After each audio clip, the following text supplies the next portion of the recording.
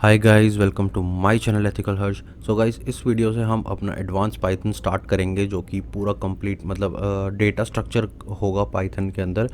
तो हम उसमें रिकर्जन से स्टार्ट करेंगे। तो रिकर्जन समझना हमारे लिए बहुत ज़रूरी होता है। तो कुछ ऐसा कहा जाता है कि रिकर्जन होता क्या है। सबसे पहले तो ये जानना है हमें। तो रिकर्जन क्या है कि जब एक फंक्शन अपने आप को खुद से कॉल करे। तो अब बात आई है फंक्शन की।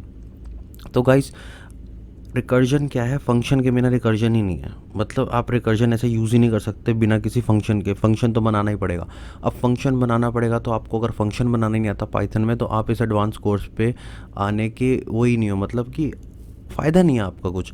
आप उस वीडियो को देखोगे, 10-15 मिनट लगाओगे और आपको समझ कुछ आने नहीं वाला। इसलिए आप पहले बेसिक वाली पाइथन की मेरी वीडियोस जो है वो देखो।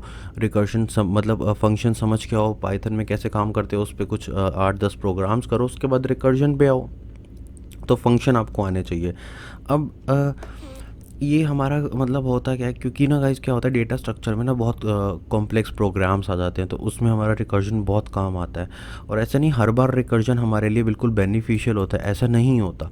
कभी कभी रिकर्जन हमारे लिए बहुत मतलब ज़्यादा ही कॉम्प्लिकेटेड भी हो जाता है, तो ऐसा हमें चाहिए नहीं होता। लेकिन रिकर्जन ज़्यादातर काम ही आता है और हमारे कॉम्प्लेक्स प्रोग्राम्स को बहुत ईजी कर देता है। जब मैं कोड करूँगा ना, आपको समझ आ जाएगा कि क्या चल रहा है। अब मैंने बोला फंक्शन को खुद कॉल कर रहा है, ठीक है। तो यहाँ पे मैं एक एग्जांपल लेता हूँ। मान लो एन फैक्टोरियल का एग्जांपल लेता हूँ। अब फैक्टोरियल तो सबको पता होगा, क्योंकि यहाँ तक आ गए हम रिकर्जन सीख रहे हैं, हमें फैक्टोरियल तो पता ही है कि क्या होता है। 5 फैक्टोरियल मतलब 5 इंटू 4 इंटू 3 इंटू 2 इंटू 1। ये हमारा फैक्टोरियल होता है। 7 फैक्टोरियल हमें पता है क्या है। अब मान लो फैक्टोरियल होता क्या है, पहले एन का factorial, N facto equals to N factorial into n-1 factorial into n-2, ऐसे इंटू ये चलता रहेगा कब तक? जब तक कि 1 नहीं आ जाता, है ना। क्योंकि जैसे ही 0 आएगा तो सारी वैल्यू 0 हो जाएगी। फिर फैक्टोरियल का फ़ायदा ही है, 1 तक चलेगा ना।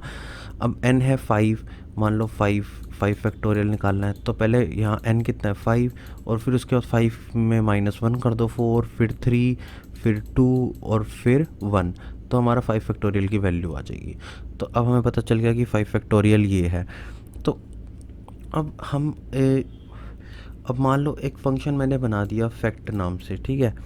फैक्ट मैंने n लिखा, मतलब एक फंक्शन बनाया मैंने n, फैक्ट n मतलब 5 का फैक्टोरियल है 6 का, जो n की जगह जो वैल्यू है उसका फैक्टोरियल। तो इसको मैं ऐसे कर सकता हूँ कि n इंटू में फैक्ट n-1। अब क्या हो रहा है कि n तो है, और फिर उसके बाद फंक्शन जो है वो खुद को कॉल कर रहा है एक वैल्यू कम से, n-1, मतलब कि 5 था फिर 4। तो इस हिसाब से वो कॉल कर रहा है। n कैसे मल्टीप्लाई हो रहा है? फिर फैक्टोरियल से। फिर अगर मैं यही कहूँ कि फैक्ट जो n-1 है वो क्या कर रहा है, वो कह रहा है कि n-1 इंटू में फिर से वो कॉल कर रहा है फैक्ट n-2। n-2 कैसे? n-1 में -1 और, तो n-2। फिर फैक्ट फिर से कॉल कर रहा है n-2 को। तो इस हिसाब से कॉलिंग चल रही है। अब यहाँ पे चल क्या रहा है ये हमें समझना है। मान लो मेरे पास है 5 फैक्टोरियल, ठीक है। तो 5 फैक्टोरियल कहेगा ठीक है, मैं आपको अपनी वैल्यू देता हूँ, लेकिन पहले मुझे 4 फैक्टोरियल ढूंढ के ला के दो। अब 4 फैक्टोरियल कहेगा ठीक है, मैं वैल्यू देता हूँ, पहले मुझे 3 फैक्टोरियल ढूंढ के ला के दो। 3 फैक्टोरियल कहेगा ठीक है, मैं तुम्हें ये ऐसे इस हिसाब से चल रहा है। 3 फैक्टोरियल कहेगा ठीक है, मैं तुम्हें बताता हूँ कि क्या है, तुम पहले 2 फैक्टोरियल ला के दो। 2 फैक्टोरियल कहेगा 1 फैक्टोरियल ला के दो, और 1 कहेगा मुझे 0 फैक्टोरियल ला के दो। तो अब 0, अब हमें ये तो पता नहीं रुकना कहाँ है, तो इसलिए 0 कहेगा भाई -1 ला के दो। ऐसे -1 फैक्टोरियल ला के दो, -1 कहेगा -2 ला के दो, -2 कहेगा मेरे को -3 फैक्टोरियल ला के दो। ये तो ऐसे चलता ही रहेगा, तो इसकी कोई लिमिट ही नहीं है भाई, ये तो पागल हो जाएगा, चलता ही रहेगा, ये तो फंक्शन करता ही रहेगा।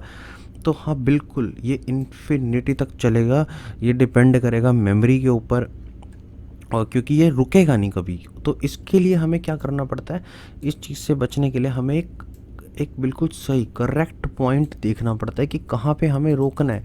जैसे इसका करेक्ट पॉइंट क्या था, 0 फैक्टोरियल है, इस पे हमें रोकना था। तो इसको हम यहाँ पे कह देते हैं बेस केस, कि हमें रोकना कहाँ है, कि एक बेस केस कि भाई कहाँ पे रुकना है, चलते थोड़ी जाना है। क्योंकि ये तो अगर चलता जाएगा तो लास्ट में एक एरर दे देगा। एरर क्यों दे देगा? क्योंकि इसमें एक वैल्यू होती है, मतलब एक डेप्थ होती है कि इतनी आगे तक जाएगा। वो बाय डिफ़ॉल्ट शायद 1000 होती है, 1000 डेप्थ होती है पाइथन 3 के अंदर शायद, बाकी आप चेक कर लेना। तो एक डेप्थ तक जाएगा, वहाँ तक जाने के बाद वो नहीं रुका तो उसको पता चल जाएगा कि भाई ये तो चले जा रहा है और ये चलता रहेगा, तो इसलिए एरर ही दे दो इससे अच्छा तो इसीलिए फिर वो उस पर हमें एरर मिल जाता है। तो अभी हम प्रोग्राम करेंगे तो आपको और अच्छे से समझ आएगा। अगर मान लो हमने बेस केस दे दिया 0 फैक्टोरियल, ठीक है, 0 फैक्टोरियल पे हमने कहा कि भाई रिटर्न कर दो 1 को। अगर रिटर्न कर दो 1 को तो जीरो ने क्या कहा, ठीक है तुम 0 फैक्टोरियल तक पहुँच गए। जीरो ने कहा हाँ ठीक है मेरे पास वैल्यू है, ये लो भाई मेरी वैल्यू है 1, आगे का काम करो। अब 1 ने कहा, 1 ने अपने इसको अपने आप से मल्टीप्लाई किया। 1 ने कहा ठीक है भाई हमारी वैल्यू जो है वो ये है, 2 के पास पहुंचा दी। अब 2 ने इसको अपने आप से मल्टीप्लाई किया। 2 ने 3 को कहा कि ये ले भाई हमारी वैल्यू है ये, अब 3 के पास पहुंचा दी। 3 ने कहा ठीक है अब मेरे पास वैल्यू आ गई तो मैं आगे करता हूँ। तो 3 और 2 मल्टीप्लाई हुए तो ये हो गया 6 और 4 के पास चली गई। ऐसे ही 4 और 6 मल्टीप्लाई हुए 24, तो 5 के पास चलेगी। अब 5 को मतलब रिटर्न कर दिया। 5 ने लास्ट में क्या रिटर्न किया, इसको मल्टीप्लाई किया अपने आप से तो 120। तो इस हिसाब से रिकर्जन काम कर रहा है। हमें एक बेस केस चाहिए होता है। अब आप कहोगे बेस केस 1 भी तो ले सकते थे, 1 से 1 रिटर्न हुआ, 1 2 फिर उसके बाद 2 पे गया। 0 से क्या था, क्योंकि 0 फैक्टोरियल वैसे क्या होता है गाइस, 1 होता है ना। अगर मैं 1 से स्टार्ट करूं, किसी के मन में तो आया होगा कि भाई ये 1 से क्यों नहीं स्टार्ट किया। अगर 1 से स्टार्ट कर दूं मैं तो 1 फैक्टोरियल और रिटर्न करेगा 1, 2 के पास जाएगा 2, फिर वही चीज़ तो आएगी, 120 वैल्यू तो आएगी। लेकिन गाइज अगर किसी ने यूज़र ने डाला कि मेरे को 0 का आंसर दो, तो 0 फैक्टोरियल तो होता है 1, तो 0 का आंसर फिर 1 नहीं आएगा ना, इसलिए हमें 0 फैक्टोरियल से करना था। तो अभी प्रोग्राम करते हैं तो समझ आएगा, क्योंकि रिकर्जन इतना ईजी नहीं है और इसमें हमें ज़्यादातर घुसना भी नहीं, क्योंकि जितना घुस जाएंगे उतना कन्फ्यूज़ हो जाएंगे। इसलिए हमें क्या करना है, हमें प्रोग्राम करते जाने इसके थोड़े थोड़े ज़्यादा ऊपर हाई लेवल के जाते जाएंगे, जिससे आपको धीरे धीरे समझ आएगा। और एकदम से तो कुछ समझ भी नहीं आता। तो सबसे पहले हम क्या करते हैं, एक फ़ंक्शन डिफ़ाइन करते हैं। तो हमें पता है कि पाइथन में फ़ंक्शन कैसे बनाते हैं, डेफ स्पेस फ़ंक्शन का नाम मैं मान लो फैक्ट देता हूँ और इसके अंदर मैं n लिख देता हूँ, ठीक है। n कोई भी वैल्यू हम यूज़र से लेंगे, कॉल। अब उसके बाद और रिटर्न क्या करना है मुझे, और रिटर्न करना है n मल्टीप्लाई, फिर से मुझे अब फंक्शन को फिर से कॉल करना पड़ेगा। तो फैक्ट n-1 एक वैल्यू कम के साथ, क्योंकि मैं चाहता हूँ कि अगर 5 है तो रिटर्न 5 मल्टीप्लाई किससे हो, फंक्शन दोबारा कॉल हो और उसके बाद एक वैल्यू कम से, ठीक है। अब इतना कर दिया मैंने, तो ठीक है यहाँ पे क्या करता हूँ, n equals to int user से इनपुट ले लेते हैं, इनपुट ली यूज़र से, ठीक है। यहाँ पे हमने फंक्शन को कॉल कर लिया। अब गाइस अगर मैं इसको रन करूँ तो वैसे यहाँ पे एक गलती है, वो गलती भी आपको समझ आएगी।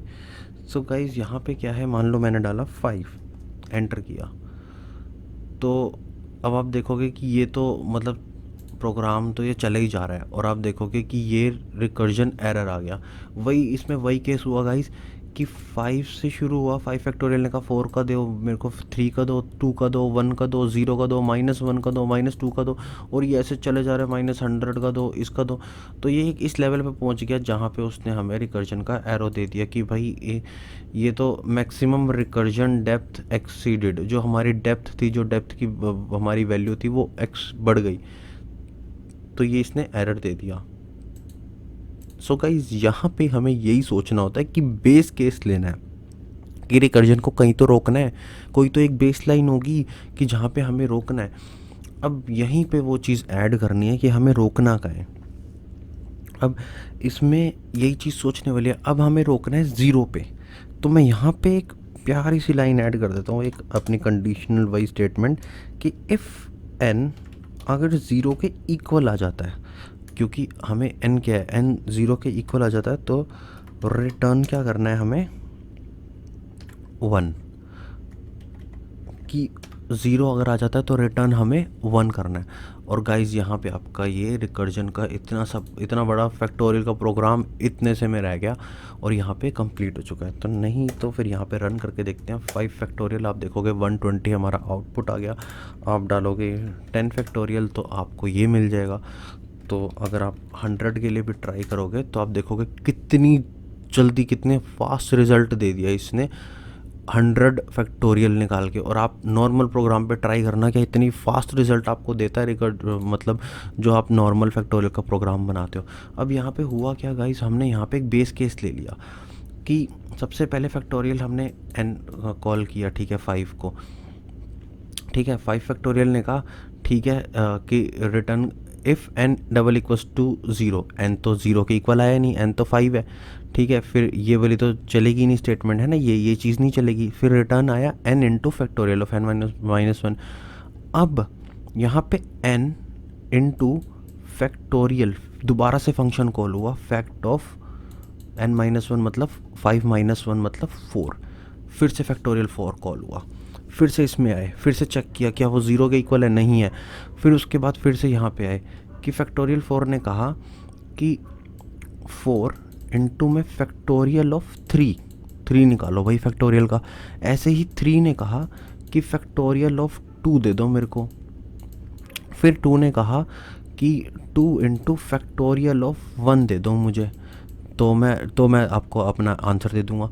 फिर ऐसे ही फैक्टोरियल 1 ने कहा 1 ने कहा कि फैक्टोरियल ऑफ 0 दे दो।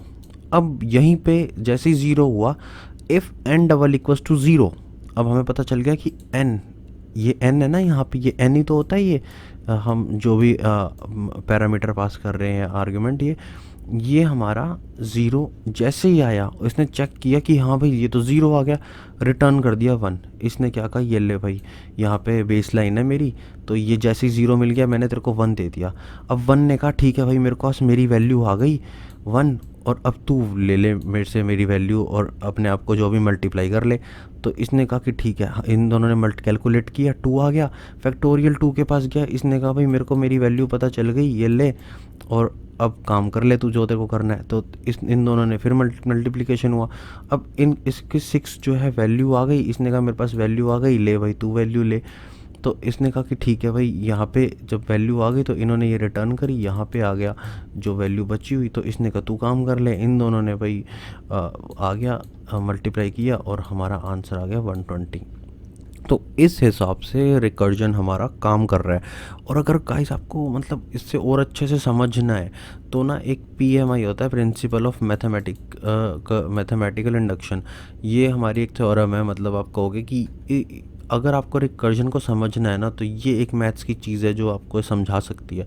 इसको आप अच्छे से मतलब सर्च करो, BTech वगैरह में पढ़ाई जाती है, तो आप इस कॉन्सेप्ट को अच्छे से समझ लो कि प्रिंसिपल ऑफ मैथमेटिकल इंडक्शन क्या कहती है। कि जो भी वो कहती है आप उसको आराम से पढ़ना, यूट्यूब पे बहुत सारे लेक्चर्स होंगे, आप उसको समझ लेना, आपको रिकर्जन का थोड़ा और समझ आएगा। बट हमें ये क्या करना है कि हमें ज़्यादा डीप के अंदर नहीं जाना, क्योंकि जैसे ही आप इसके डीप के अंदर खोजने लग जाओगे ना वहीं पे कंफ्यूज हो जाओगे, क्योंकि ये टॉपिक ही ऐसा है। और गाइज अगर आपको ये समझ नहीं आया तो कोई बात नहीं, आगे और प्रोग्राम्स भी करेंगे जिससे आपको और क्लियर होगा, अच्छे बड़े प्रोग्राम्स भी करेंगे। लेकिन ये तो सिर्फ एक बेसिक था समझने का कि रिकर्जन काम कैसे कर रहा है, रिकर्जन चल कैसे रहा है, फंक्शन अपने आप को कैसे कॉल कर रहा है, कि हम बेस केस क्यों बना रहे हैं। बेस केस इसमें बहुत ज़रूरी है, क्योंकि बेस केस नहीं बनाएंगे तो ये चलता रहेगा, लास्ट में एरर दे देगा। तो हमें बेस केस एक बनाना पड़ता है।